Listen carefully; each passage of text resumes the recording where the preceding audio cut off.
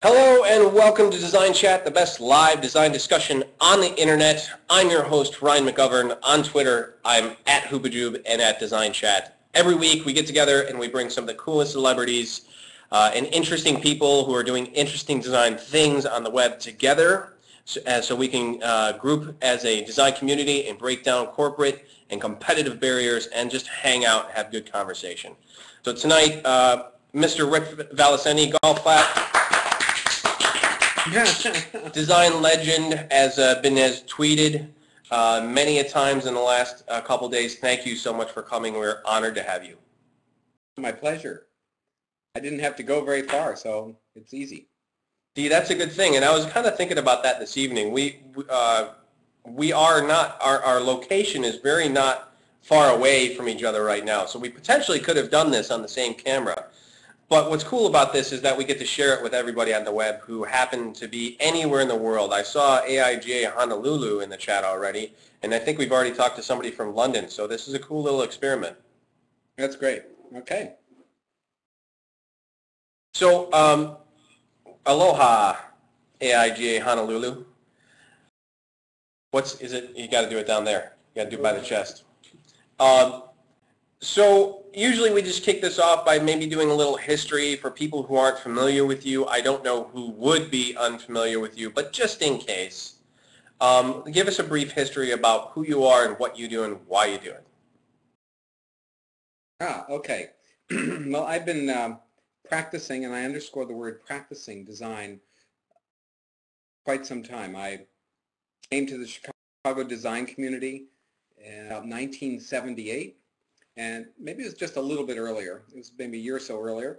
Had a couple of dismal professional experiences. However, I came without any design training, a little bit of letterpress work. And I've been practicing on my own since 1981, April Fool's Day. So I'm coming up on however many years that is. Oh my God, that'll be 29 years. Wow. 29 years on April Fool's Day. So that's what I've been doing. And all the while, I've been trying to sort of get it right. That remains. To get it right, to sort of like feel like it's worth it to get up every morning and show up at the studio, to sort of engage completely with the people who I'm collaborating with there in the same space, to sort of make some things that give me the sense that it was okay to be on planet Earth for a while, you know, and to sort of do some service on a big level. So all of those things keep me just reaching out, but never really feeling like I've got it.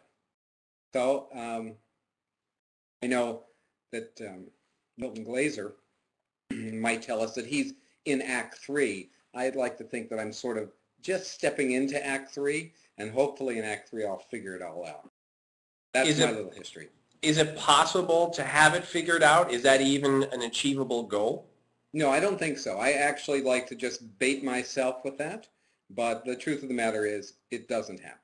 I think we're reminded of that by those way more learned and way more enlightened, that it doesn't happen, and they sort of condense it in with that little adage that says it's the journey, not the destination. Therein lies where we are. There's two sort of ways you can look at it, I guess, in how to bait yourself and motivate yourself to get into something. But also you talk a lot about your curiosities as something that drives you. But that seems like something that sort of is a pushing motion rather than, you know, a reaching out towards a goal motion. Is one of those two a stronger force in your life?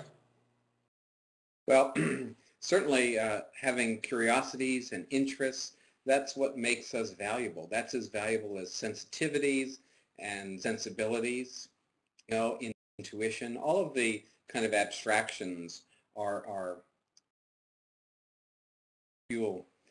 You know, is that something that motivates, or do I have to reach out and aspire to it? I think it's both. You know, kind of energized by it, and at the same time you're sort of reaching for it. If I didn't have curiosities to get specific, I'd ask some questions. If I wasn't interested in some things, I might not have a response. If I didn't aspire to anything, I might not put any energy. Your audio is cutting out just a little bit for me, so I think if you're on a laptop, You might want to lean forward a little bit to sort of like Okay, hover I over will. that microphone. We don't want to miss one word of this important. Not one iota. And we want to capture every single little gluttural stop that one uses to describe their passions. Okay, well, let me just see if you can hear this. Okay, good. We're working. It sounded like a horse walking down the street. Or a puddle. Right, yeah. A muddy puddle, a Nike stepping through a muddy puddle. So looking back, you started your group called Thrist in 1989. And one of the things I'm always curious about when talking to someone who has reached out and began a new venture like that, hearing their stories about what pushed them to make that decision, to jump off the ledge into unfamiliarity and chance. What are the events that led you to say, I need to have control over my design future and hopefully collaborate and start a company and forge in my own direction? Great question. Ryan, let me tell you what happened from my point of view. And someone may go, oh, that's just jive, and others might think like that's a pretty honest reflection. I had been in practice under the headline R. Valicenti Design from 1981 to 1989. During that time, I thought I did pretty good. I thought I had a decent Chicago young design practice. I wasn't doing any work on a day-to-day basis that I found particularly interesting or challenging, but I was able to build the studio to about 6 people. And we had a place on Institute Place, so it felt like a kind of hipster environment until I realized I was going home at night feeling like I was dragging a ton of bricks. It was like I have, no energy at the end of the day. And as I started to reflect on it, I discovered that I was the perfect vendor. In fact, I was what might be referred to as the preferred vendor. Mm-hmm. I asked some of my clients if they found me a good consultant or a good vendor. And 9 out of 10 of them would say, you're a preferred. You're really good. You're always on time. You're always on schedule. You're always on budget. And it was like, geez, how come I never get invited to the conference table where all the big ideas happen? How come I'm always given the work and it's already done? The photos are taken, the copy's written, the colors are determined, the format's done. And they said, well, you're a vendor. So I went back into the studio. I asked the people I was working with if they knew the difference between a vendor and a consultant. And they said, well, we never really thought about it. And, well, I've been thinking a lot about it, and I think I need to make a personal change. And with that, I said, game over. Thrist or R. Valicenti Design is not practicing as it is anymore. I got to try something new. And with that, I found myself unemployed, self-unemployed. Closed that studio, moved into a kind of blown-out loft space by myself on Blackhawk Street, which has now become kind of hip, and made a go of it. And in a short period of time, there were 3 of us, my sister and a guy named Michael Jamonko, and shortly thereafter, we grew it up to 15 people. And that was the beginning of Thrist. Now, Thrist was intent on being about what I called art with function. I don't know that we've ever really made that happen, but I can say that it was, again, something to aspire to, something to frame the work a little differently. I was interested in working with the culture community, which we only dabbled in, interestingly enough, a little bit in all those years since '89. What did happen, however, is by adopting the moniker Thrist, I was able to provide myself with that little invisible or intangible confidence to take a risk, to sort of like say, you know what, I made this, I have no idea whether it's any good, let me put it out into the world. Mm-hmm. To make an experiment and not have to make an excuse for it, like, oh, I did this at night on my freelance job. Or I did this at night in my bedroom. I was just trying to bring it into the studio. And since that time, the studio has gone through lots of changes, and those changes are a result of, again, just trying to get it right. And I would say today, while our studio is very small, and the people who are there, Bud and John, have and Jason and my sister Barb, who's still there, have been there just in the big picture of things, in the 30 plus years of practice, about 5 years. Jason newer, but John about 5 years, and Barb 20 years. I feel like this is the Thrist model that really has my energy when it's time to go to work. This is the one that I'm really having fun with. Are we doing the best work we ever did? No, but it's something about the energy in the studio is magnetic. And we are aware that our clients are those that are designers themselves, whether they're architects or industrial designers or interior designers, and we find that the dynamic between them and us is way more interesting. Sometimes we brand them, sometimes we collaborate with them. Either way, it's just way more fun than sort of being that preferred vendor who's there with a clipboard going, now when do you need that? Need that on Tuesday? I can do that. Sometimes we have deadlines, but at least they're imposed by those who have painted themselves into a corner that we might have painted ourselves in, left to our own devices. How's that for a long-winded answer? It was a fantastic answer, and one that caused more questions to pop up in my head.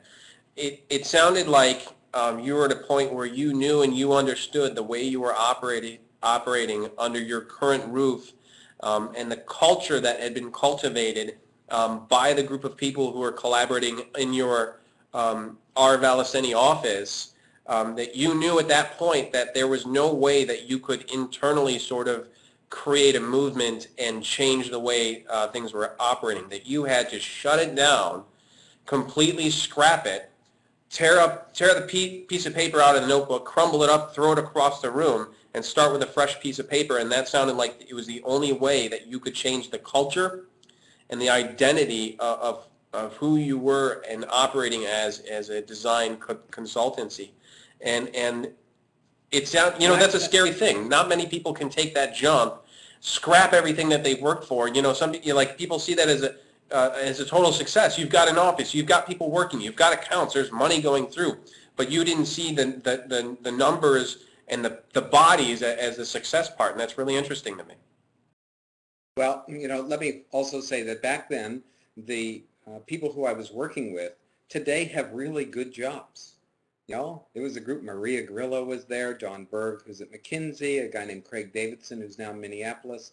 Those are just three of the designers who were there, and there was absolutely nothing wrong with their education, their talent, their drive.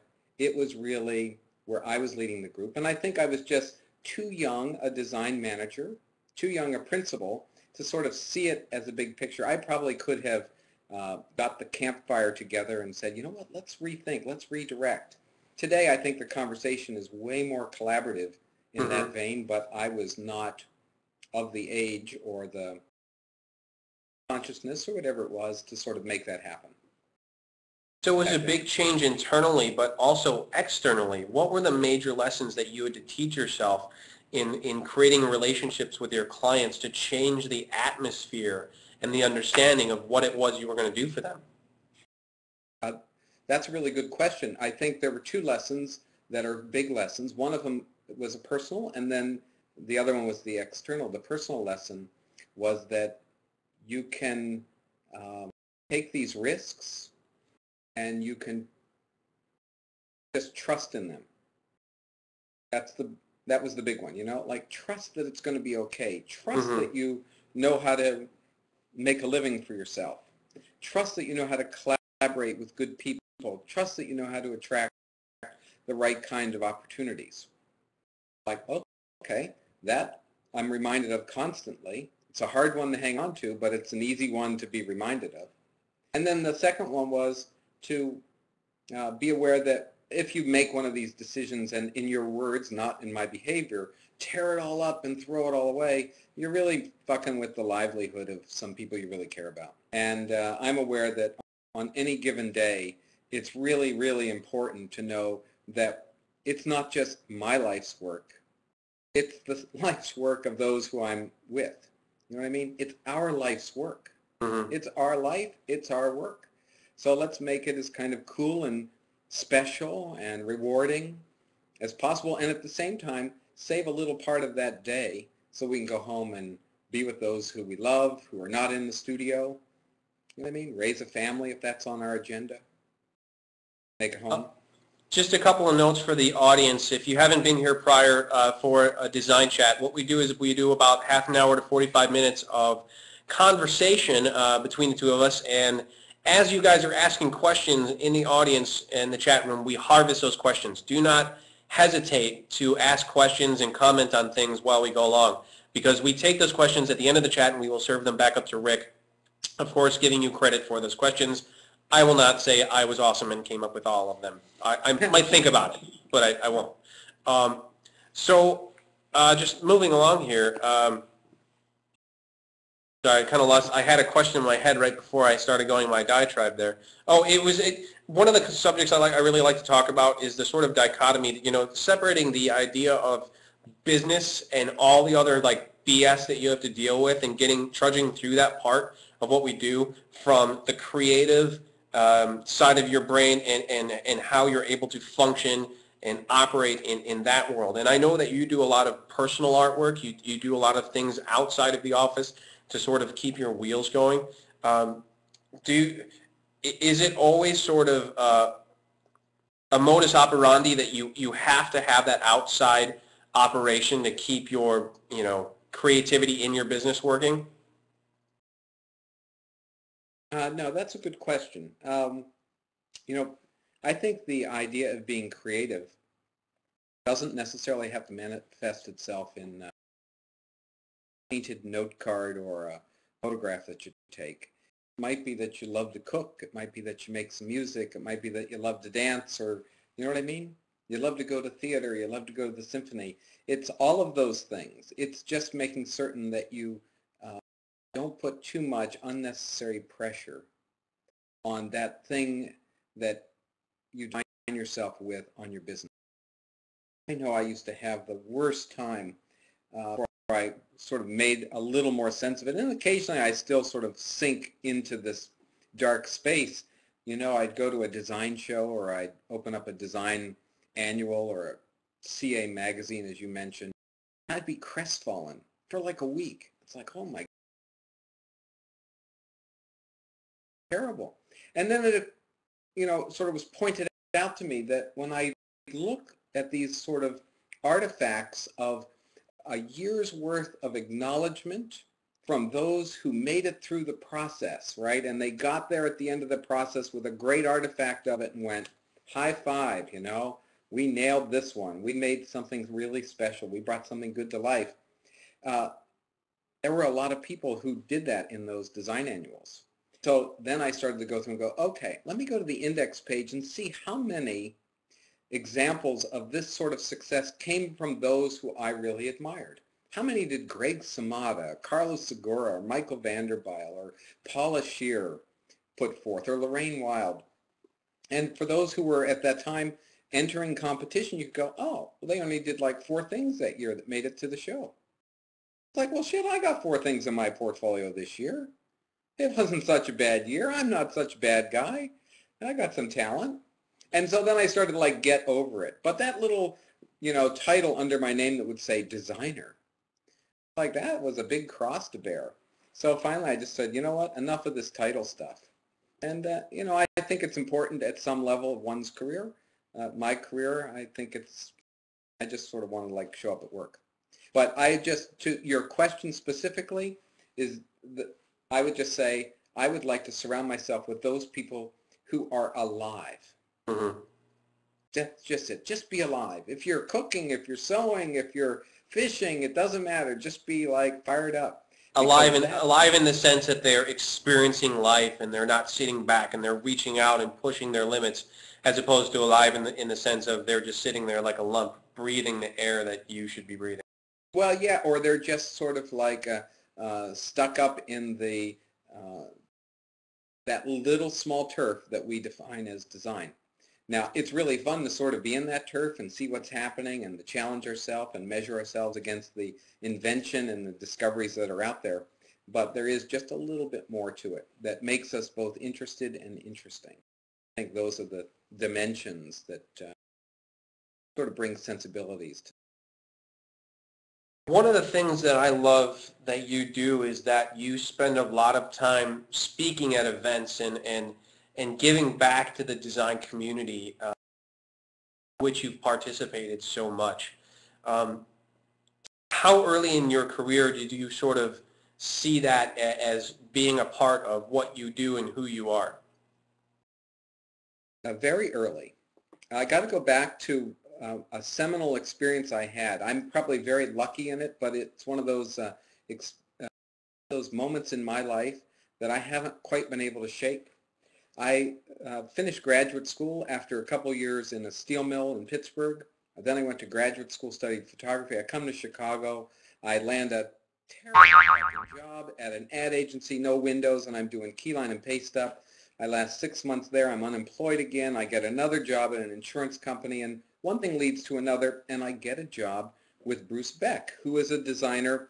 He's sort of, he just passed in the last year, and Bruce was brilliant, you know. He was like the typographer, the businessman, the artist. He was one of Chicago's treasures in that generation that grew out of the Institute of Design, Moholy-Nagy, and kept. And so I worked with Bruce for 3.5 years. I start when there's, I think, about 9 employees. I end up as the last employee.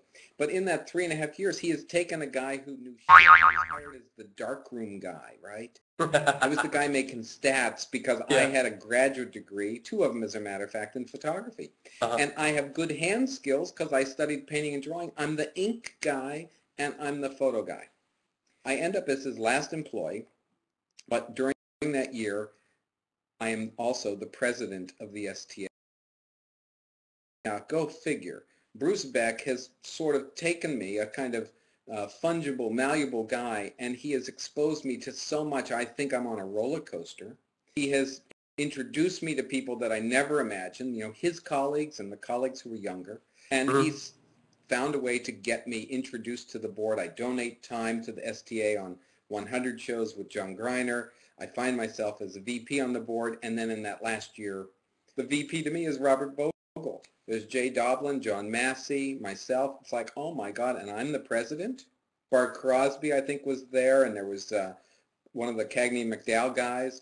It was insane. Well, when Bruce retired, that's when I went on my own. And I said to him, you know, Bruce, I am so grateful. I'm sorry, the last little bit cut off. He said, give it back. That's how I was to say thank you to him. Give it back. He said people gave it to him, and now it's up to me to give it to other people. Wow, what a totally fantastic story. I was honored last Friday. I was asked to speak by the STA to a group at an event about DesignChat and sort of what's going on with the show and sort of where it's going. And they all say hello, by the way. They're big fans of yours. They all love you there at the STA. They told me to say hi to you today. Hi, STA people. And it was one of those moments where you really start to feel that connection that, you know, everybody else out there fighting to get jobs and work in this hellacious environment that we're involved in right now, that it's not, you know, these other designers, these other people aren't just liner notes in a magazine that you're reading about. They're real people, and it was really exciting to me, to me, and I was very honored to, you know, go out and sort of reach out to those people. So I can totally relate, and that's awesome that that message was passed on to you. You absorbed it, and you understood, you know, the sort of responsibility then to sort of carry that on to and pass it on to anyone that you could, anyone that's going to listen and participate and be involved, and like you said earlier, be alive. Yeah, you know, designers have this capability, unlike many professions, to really help shape and lead popular culture. I think we're both the mirrors and the leaders. And the more people who can understand how to practice design, who can learn to engage in the dynamics of it, the more value we can do as members of society. That's sort of like the big picture. So I find myself on this kind of like crusade, if you will, to go out there and keep the inspiration level pretty high among design students. For over 15 years, I've been visiting schools and passing on lectures and sharing experiences every 5 weeks for 15 years. Wow. Already this year alone, I've done 3 of them. It's Right. like insane. It's like most of them are unpaid. It's like, what the fuck am I doing here? But it is a kind of real rush. It's not like I can go there and go, oh yeah, I did a senior workshop and I ripped off every idea. No, it's not like that at all. It's like I'm just going to exchange my energy for their energy and at the same time strengthen a new generation of designer who might easily have the promise of their capabilities and their presence within the profession knocked out of them. We all know how easy it is to go home at the end of a day feeling like you're a piece of nothing, right? Or it's like, this profession sucks. I think I'd rather be like washing dishes at Starbucks. Yeah, and I think we're way more valuable than just being defeated. And though I'm sure there's some people who are really quite good washing dishes. Baristas washing dishes. Exactly. So that's my holier than thou little pitch, but it's not though because it preaches the idea of reaching out to those people who need it and were in your place at one time, and in sort of looking at your history of patterns that you've had, reaching out to the young audiences was one. Being involved in as an early adopter of technology was another, and I want to bring this up because it's pertinent because we are doing a video chat here, and it is sort of an emerging technology, although it's not, because if you look back to, I think it was 2000, when you did your video project, it was right when video cameras were coming out, and you called it Just My Type, and you found a way to connect with a person online, and then convince them, because you were paying them, to create human letter forms. And it turned out to be this really interesting interaction that nobody had seen before. And it's relevant to me because what we're doing tonight was born out of a frustration that I knew all of these video chat capabilities have been around for almost 10 years now, with very few people at all, and especially in the design community, taking advantage of them. And I think we need to. I think we need to be reaching out. Because we can't, even in our communities, the SDA communities, the AIGA communities, it's hard to get away from your everyday life, drive out to somewhere, and spend the time in participating in this design community that you so much want to be a part of. And I just wanted to comment on that fact that you would adopt these technologies. You did that friggin' 10 years ago, man, and it's so revolutionary. I did it in 1999, so let's make it 11 years ago. 11 years ago. Wow. See, but let me be straight here, Ryan. Yeah. I don't adopt them. I stumble into them. Okay? Yeah. I'm like, no, I don't know how to do that. I barely knew how to connect with this, but I did know back then how to pay $1.19 a minute and ask some woman in the Ukraine who just happened to be under beautiful studio lighting, wearing nothing but yellow socks, to make the alphabet.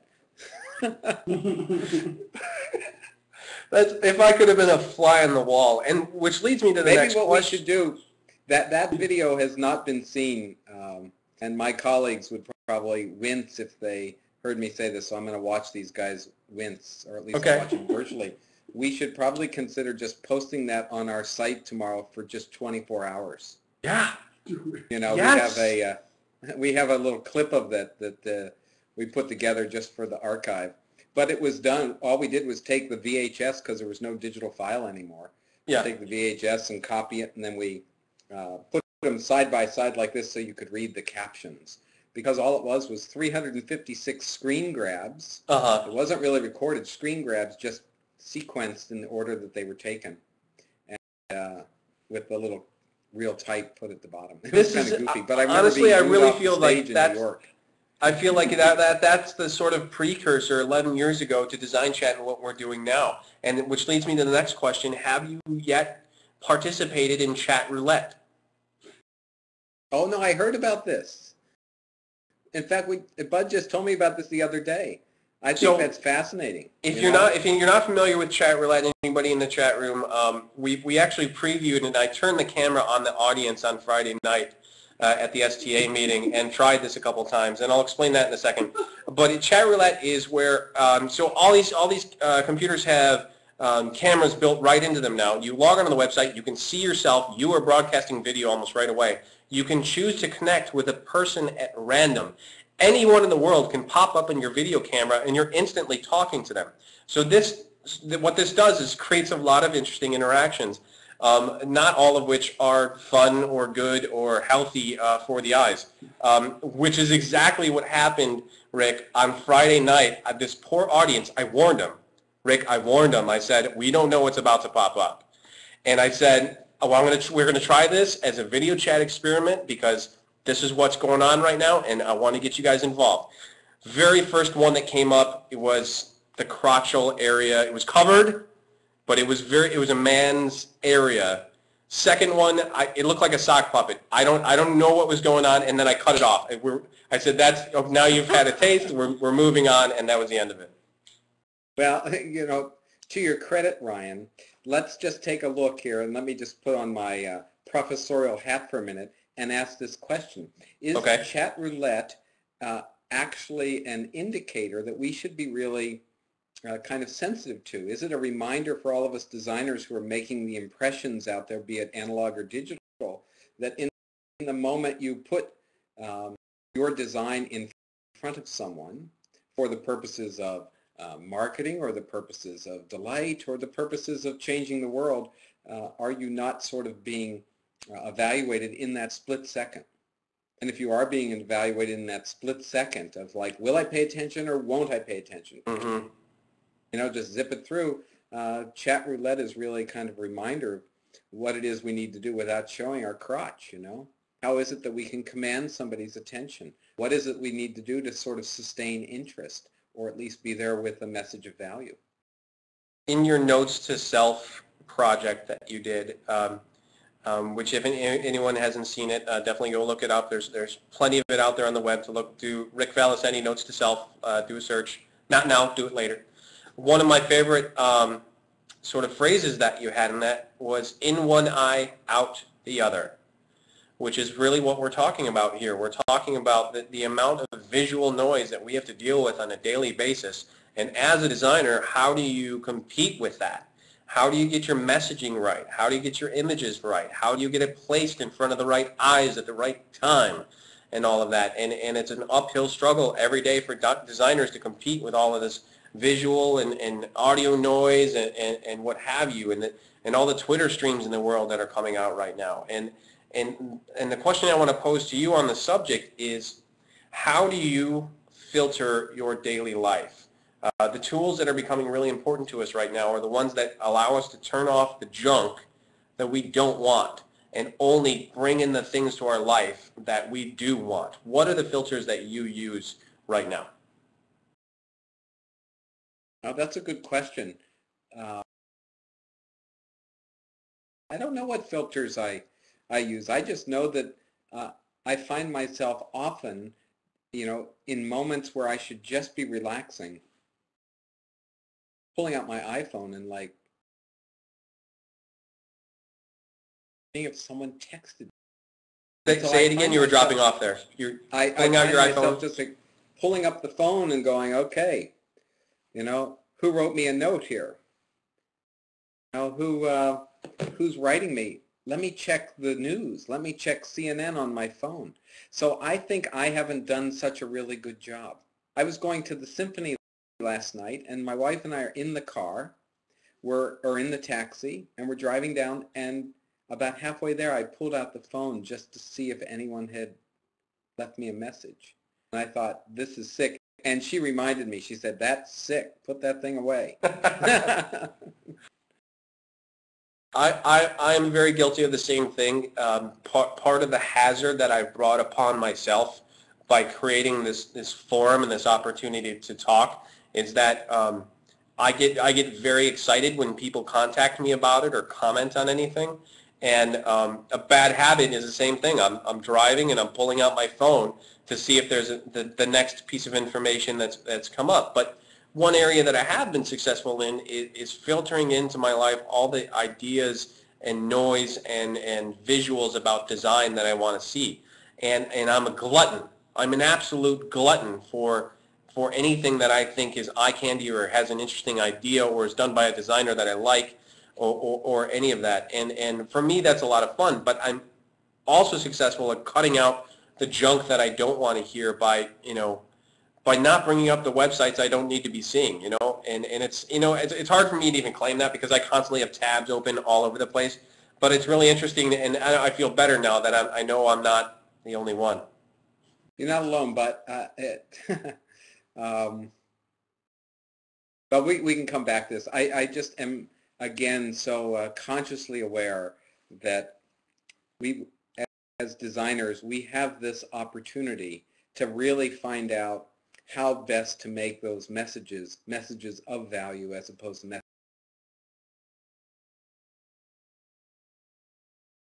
We're losing audio. There is just like a lot of stuff out there that reminds me of surfing at 2 in the morning, started by infomercial crap. We're getting about 50% of what you're saying right now, so maybe lean forward a little bit. Am I not talking loud enough? Is that better? It might be. Sometimes it's, it's just, the emerging way that we're doing this, it doesn't work perfectly. Well, I did drop my voice. I was in that serious mode, so I dropped my voice. You got into the philosophical zone. Yes, I got into that deep tenor and wanted to get all warm and fuzzy on you. I felt it. There was heat emanating from my screen as you said those words.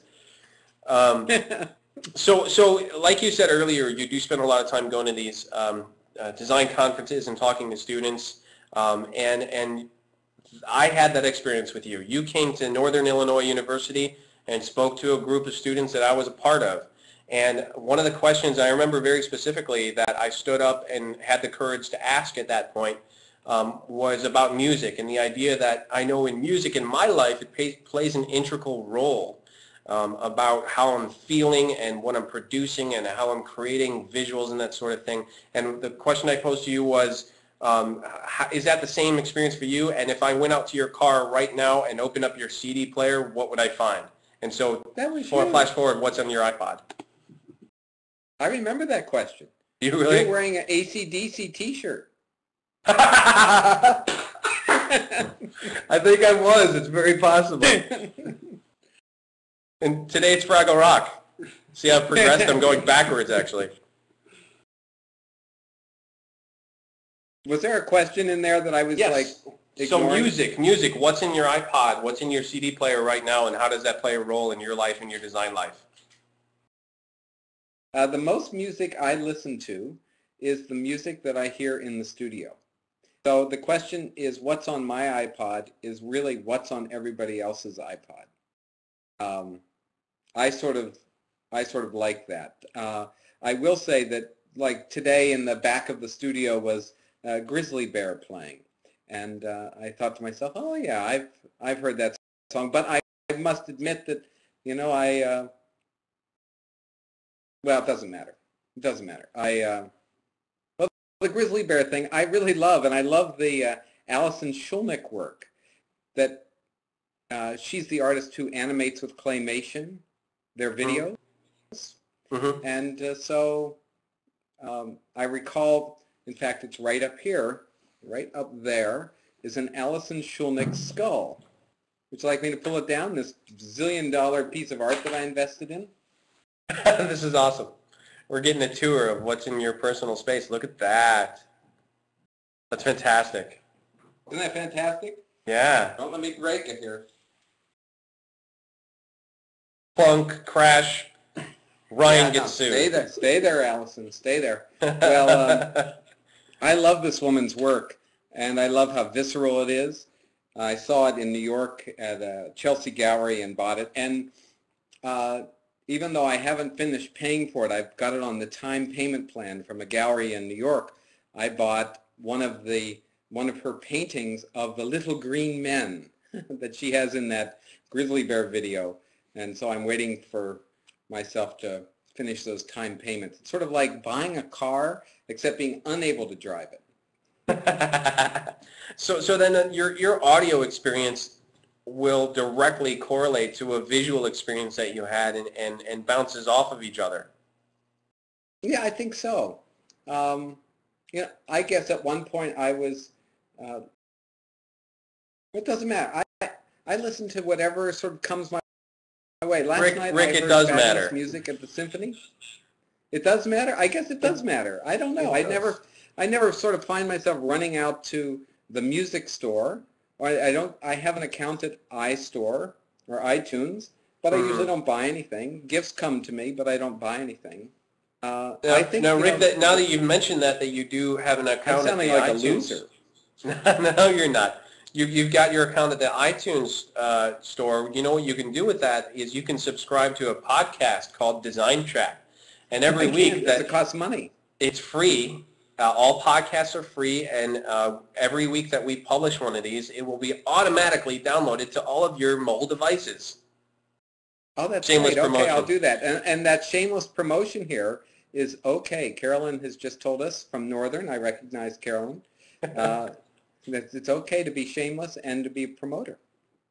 And that's, honestly, that's one of the thing I'm learning about this is that this is the first venture that I've ever done like this. I'm a designer. I'm an art director. I involve myself in the creative world. I've never published. I'm not a broadcaster. I've never had journalism or anything like that. I'm just creating forum where these design discussions can happen. So like you were saying earlier, I don't know what the hell I'm doing, and sometimes that's the best way to sort of jump into a project. Absolutely, Ryan. And you know what? Let's just put into perspective a couple of recent precedents to what you're up to.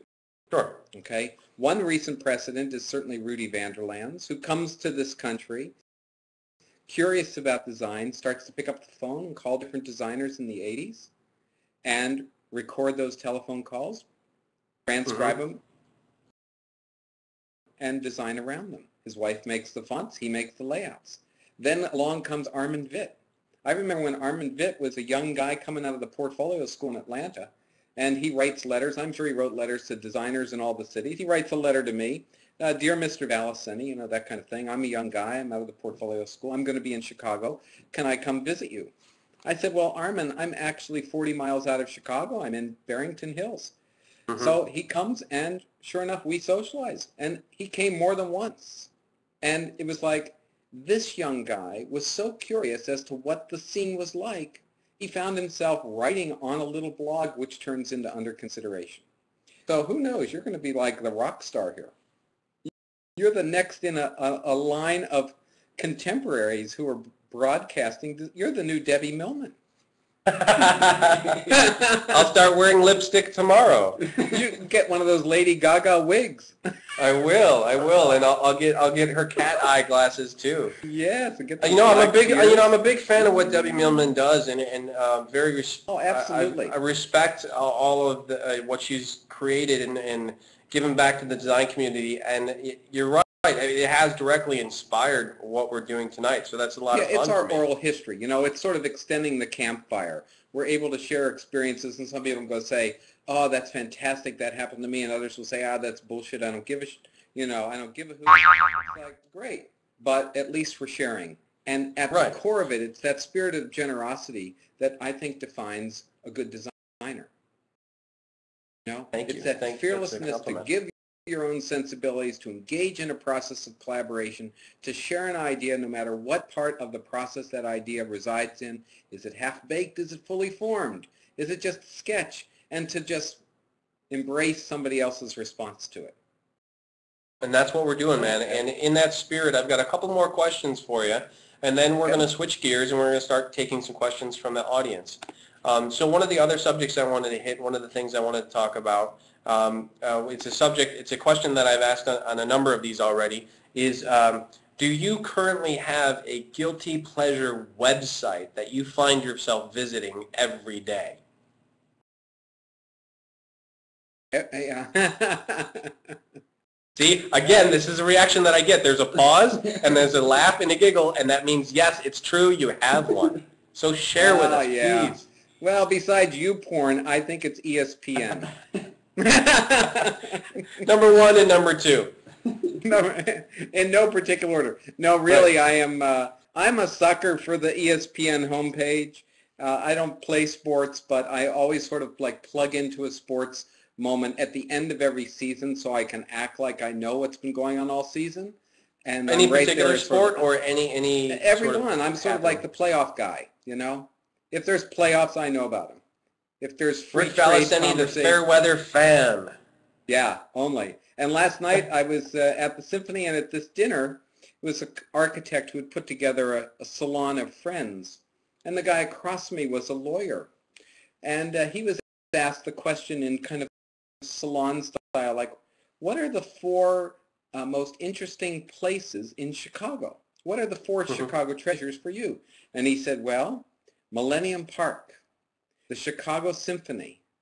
Forget what the third one was, but the fourth one was Wrigley Field. And it turned out that this guy didn't want to talk about law, music, anything. He wanted to talk about the Cubs and the new Richter family and what was going to go down. So there it was. And I was like right there because I knew a lot of shit that was going on.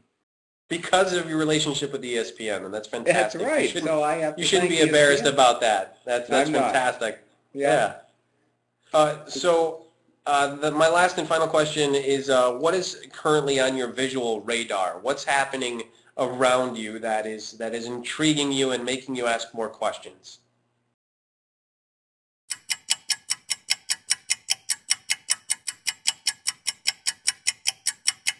You know, I am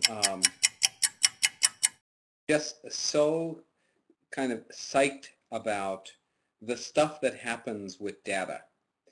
There's an artist in Chicago, Jason Sullivan, and then there are the code jockeys from MIT and the like who are taking information and code and doing very interesting projections and reconfigurations of that stuff. Now, only occasionally does that work find that its way to a place where it's both seductive to look at, meaningful to sort of redigest, and kind of brilliant in the approach to it. And I keep looking until I find those moments. It's like, whoa, that was put together just perfectly. Like this morning, it was very interesting. I woke and I was looking at Jason Sullivan's work, and he had done a piece that was projected on the Hyde Park Art Center where he had taken every one of his search queries for 10 years or so, Google search queries, and he was able to reprocess them and categorize them, and then he projected them into concentric squares of different colors on the facade of the Hyde Park Art Center. It was a very cool project. However, in the afternoon, my colleague John shows me a 6-minute clip from a TED conference on a program, I think it was called Pivot or something. And it was a platform where they were taking data, and I hope somebody here just sort of gets it right for me, and whether it's Pivot or whatever. And this particular platform was making it way more rich and experiential and informative than anything Jason was doing. Jason was sort of like ending up at eye candy. And what John was showing me was sort of really rich eye candy. And it was sort of tugging at me in a nice way. So that was on my radar. So if somebody here, if John or Bud remembers what this particular program was that John was sharing with me, they ought to just post it here. That reminds me of something that's going on right now. Are you familiar with Dig.com? No, I should be, but I'm not.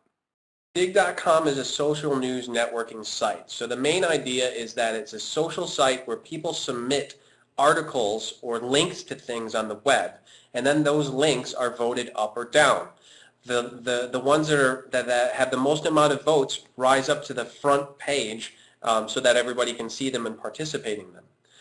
One of the things that they've done that's similar to the story that you just told about data visualization is in their labs, it's labs.dig.com, I think, they have a couple of experiments in there that are flash-based experiments that are taking real-time data of people interacting with their links on their site and the stories, and little bubbles will pop up of someone dug this story, and then someone dug this story, and then this person went to that story, and then this circle gets bigger, and it all in real time, and it's very much what you just described, and it is a sexy sort of visualization of real time. Real people are on the web searching it and talking about this information, and the surprising thing about this is that it's been up for like a solid 4 years now. And they'll tweak them and they'll add to them, and other people will find them and sort of expand on those ideas. But if you get off on that sort of thing, definitely go search that out.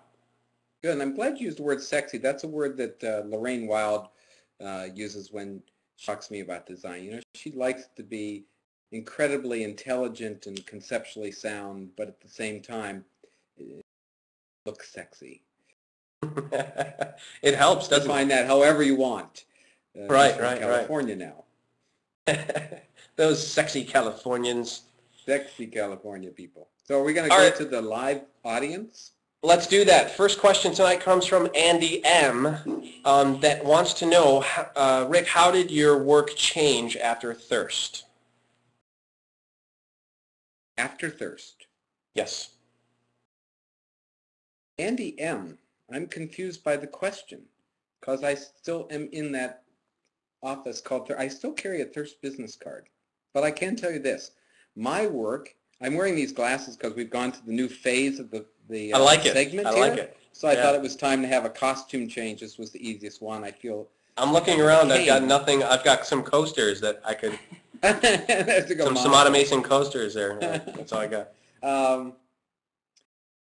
The work that I'm engaged in I got it. I know what I'm changing. Go ahead. Answer your question. It's always changing here because it's a result of the interest not only that I bring, but also those of the collaborators that I work with. So there really doesn't seem to be a dull moment. It seems sometimes to be a bit slow, It's like, well, why can't we do this 400-page book in an afternoon? Well, you just can't, Rick. It's impossible. Why can't we do this really deep website right away? I want to see the result. No, you have to take it one step at a time. And along the way, you have the opportunity to sort of delight and indulge in all the discoveries if you pay attention. And if you do pay attention, I am now wearing my DesignChat scarf. I'm ready for this next period of the chat. So tonight, our second question comes from Elaine Inspired, who asks, how do you encourage other creatives to leave time for life outside of work? Well, it depends on where you work. I've heard stories of some offices, some studios in this country and other countries that really do pride themselves on, how late they stay. I think that's a necessity, not a requirement. And that should happen occasionally, not all the time. That's not a steady diet. You'll sort of wilt on the vine if that's all you do. Like, wow, I had another catered lasagna here at the studio here. It came in a tin foil, and I'm really happy I had dinner at 9:30 at night. It's like, what the hell? That's not work. That's torture. You might as well have a shackle. Yes, here's your desk, and here's your shackle.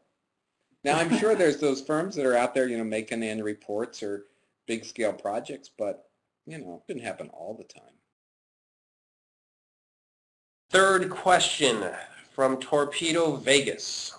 The inevitable, what's your favorite typeface question? Well, first of all, I've been curious about new fonts lately. I'm always kind Segura in the chat room says don't answer. Oh, I shouldn't answer those? Okay, I won't answer. The one that I just drew, how's that? Lately I've been sort of enamored with type that can be drawn like it came from an Etch-a-Sketch, on grid paper. It only has 90-degree angles. And I know that's a bit lame and old school, but it sure is kind of fun to just plunk away at it. You can't set too many paragraphs with it, but it sure is fun. Next question comes from Adam Groom, who asks, Rick, what do you focus on to try to accomplish on your own personal projects?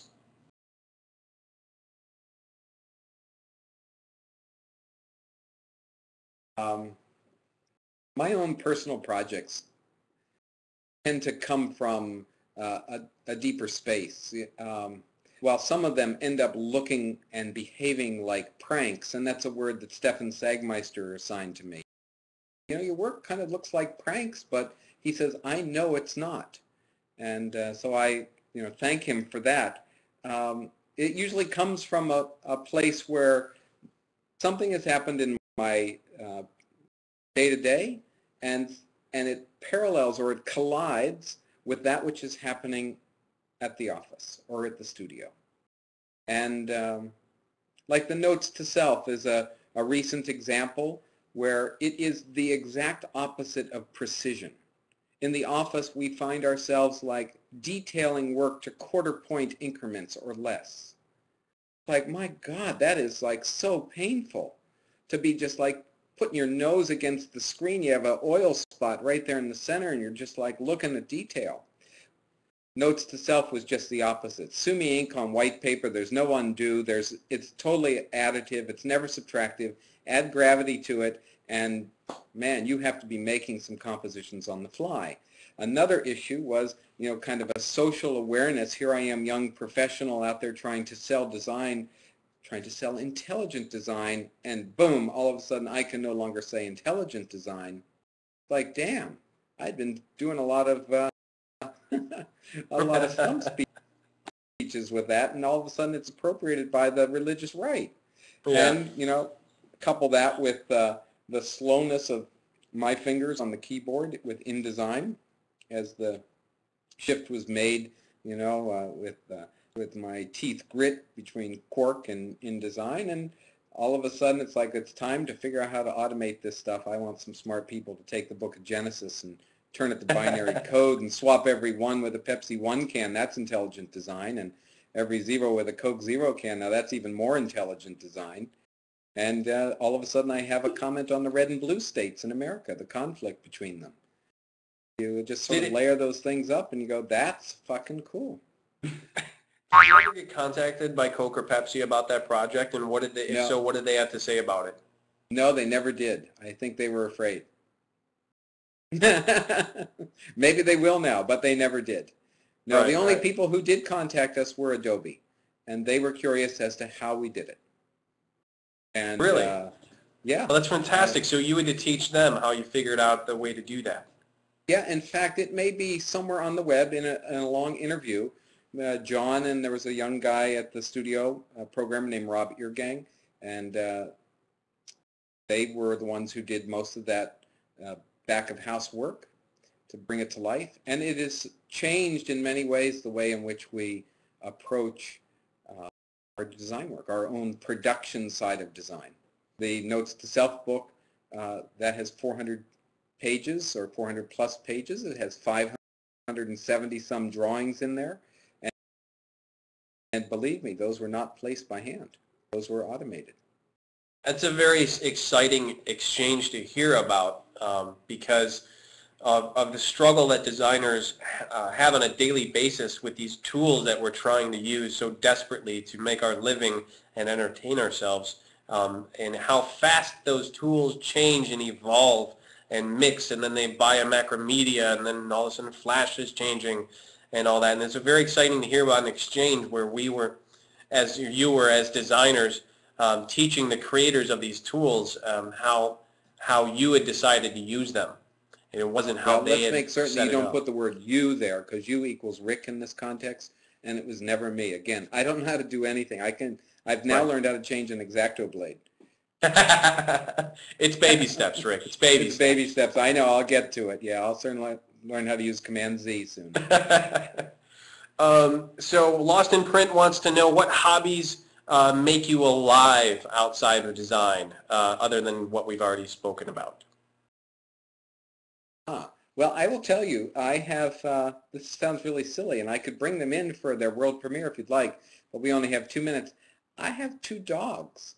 We have all the time in the world. Go get your dogs. Go get the dogs. Oh my, go get the dogs. You want the dogs? The dog. Okay, hold on. The crowd can wait. I want to see the dogs.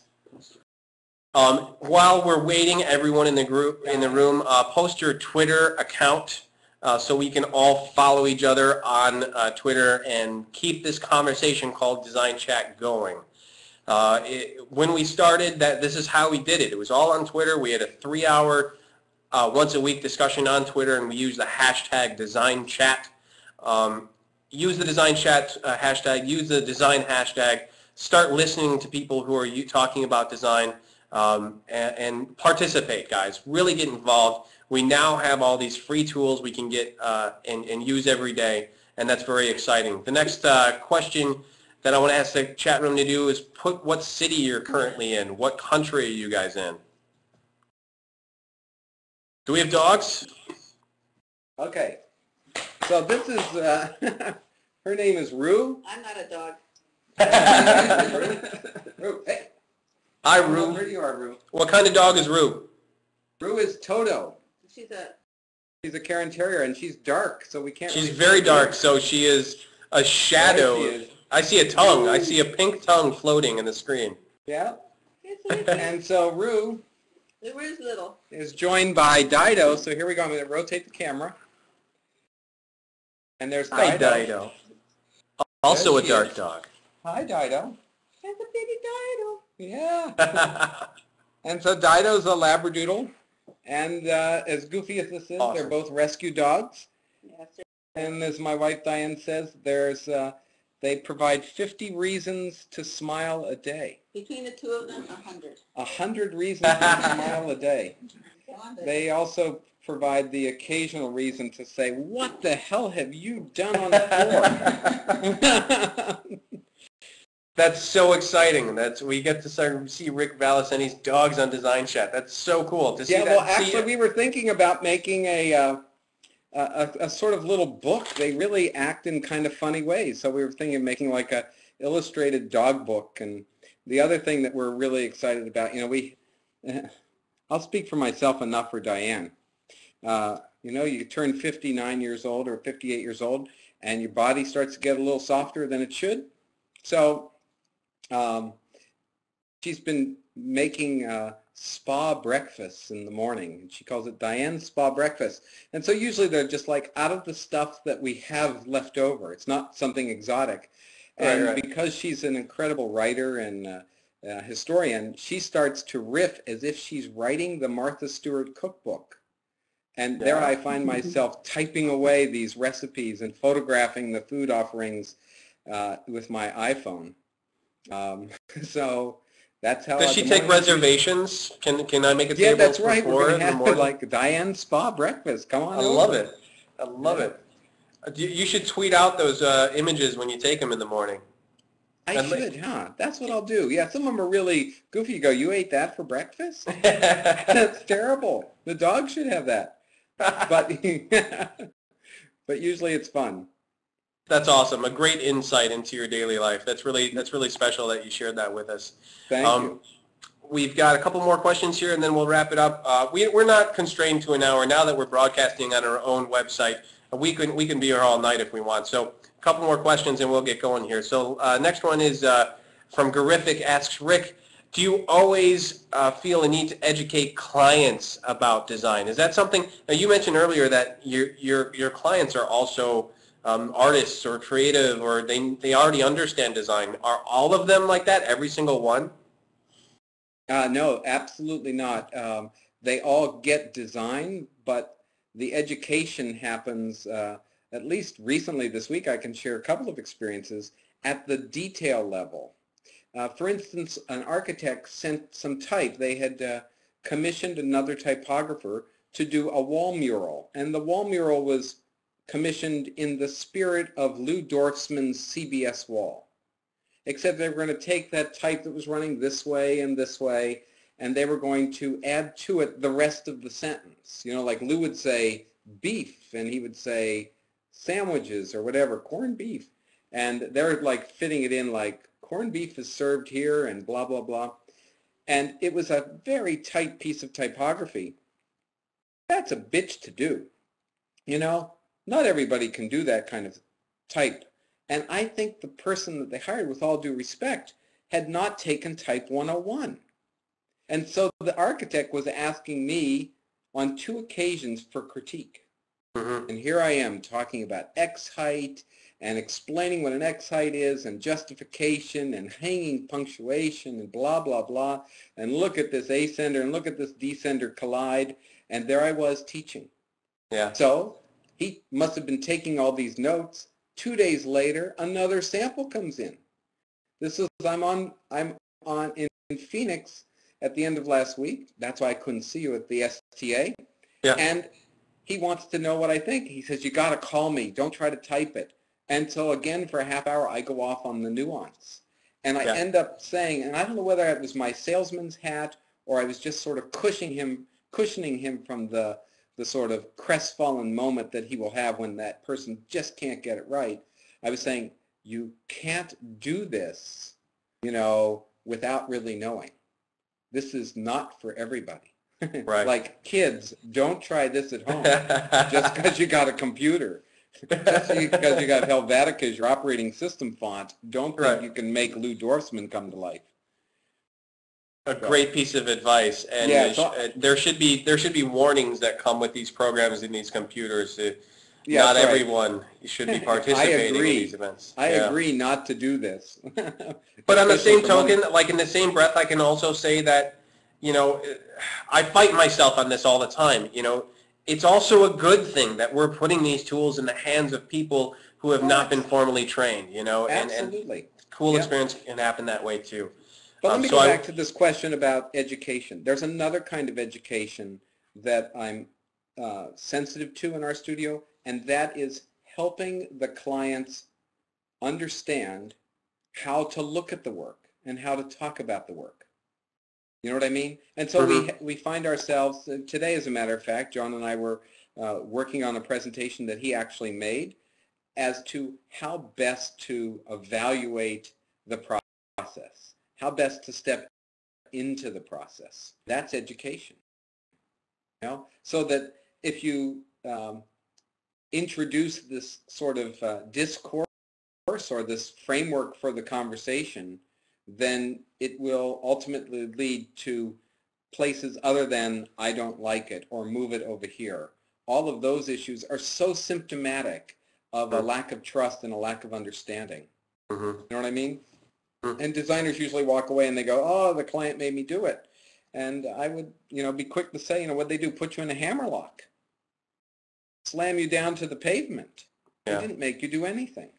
Yeah, a lot of interchanges come out of the fear of being fired or not being paid rather than the interest of good communication.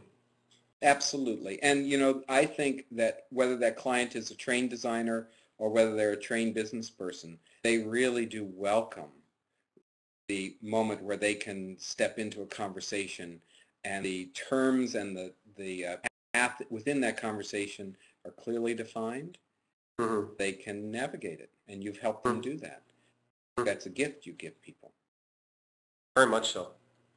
So we're going to do one last question, then wrap it up. This question comes from Herdosia. Can you talk about house of brands versus branded house and your thoughts on that? House of brands versus brand, say that again?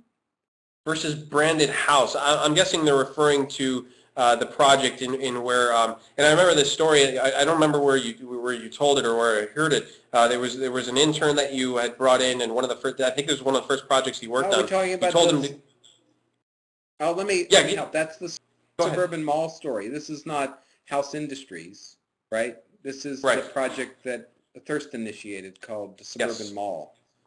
And that Suburban Mall project happened concurrent or just thereafter with two events, one of which was the fall of Arthur Andersen, the consulting firm, and the other was the fact that there I was out there in the McMansion burbs, 40 miles outside of Chicago, where the cornfields were being populated by these huge examples, and we've all seen them, of status.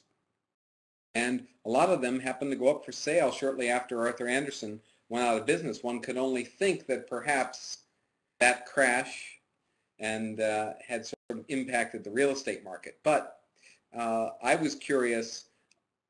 I just sort of asked the question well, those things look too big to live in.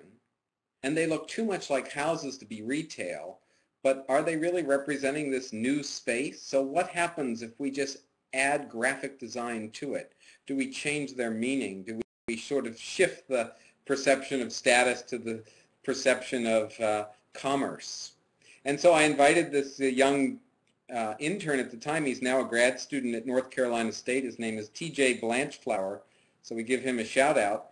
TJ showed up on his first day at work, and we gave him a digital camera and a map, a 5-mile radius of the studio, and said, every time you see a house and you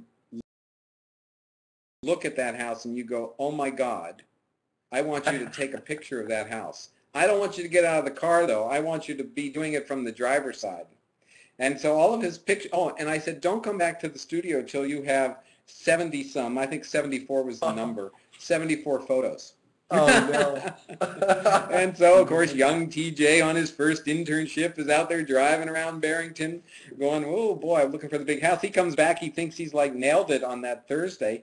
I send him back out, and I go, hey, look, here's a map of a 10-mile radius, and I want you to photograph again from your car every branded sign you see that you recognize from Norfolk, Virginia. So if you see Banana Republic or you see, Best Buy, that's the sign I want you to photograph. So now he comes back with 74 of those a week later, and it's time for him to do something. It's like, dude, now it's time to practice Photoshop. We're going to teach you. Time to work on your layering skills, buddy. Yeah, we're going to get those layers going and the history palette.